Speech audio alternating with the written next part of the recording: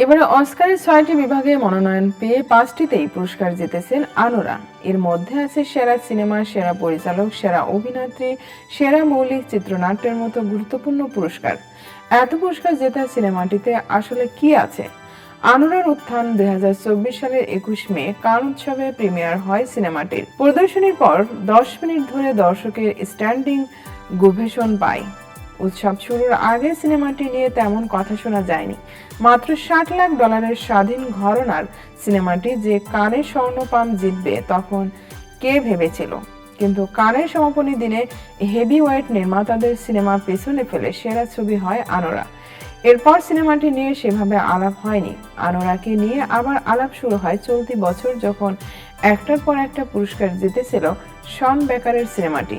অস্কারের আগে British independent film awards, critics choice awards, directors guild of America awards, independent spirit awards, writers guild of America অ্যাওয়ার্ডসে গুরুত্বপূর্ণ পুরস্কার জিতেছে আনোরা।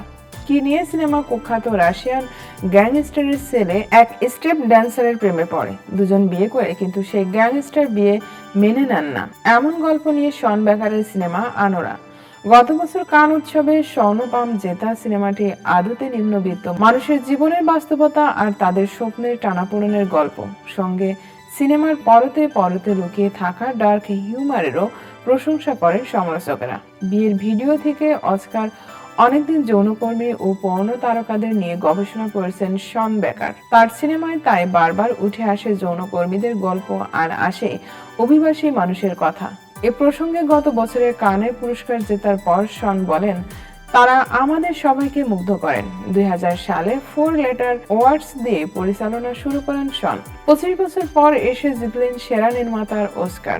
পুরস্কার জয়ের পরে প্রেক্ষাগৃহের জন্য আরো সিনেমা নির্মাণের আহ্বান জানিয়ে শন বলেন, আমরা কোথায় সিনেমার প্রেমে পড়ি? অবশ্যই প্রেক্ষাগৃহে।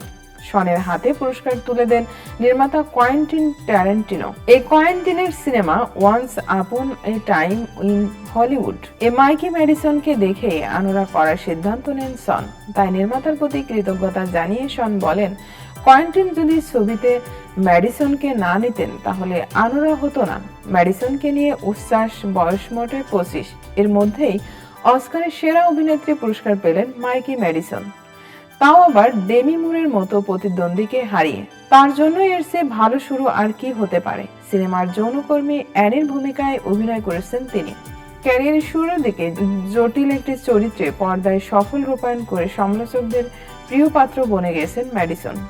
কোথায় দেখবেন এই উপমহাদেশের দর্শকরা? সিনেমাটি দেখতে আরো কিছুদিন অপেক্ষা করতে হবে। 17 মার্চ ওটিটি প্ল্যাটফর্ম জিও হটস্টারে মুক্তি পাবে আনোরা।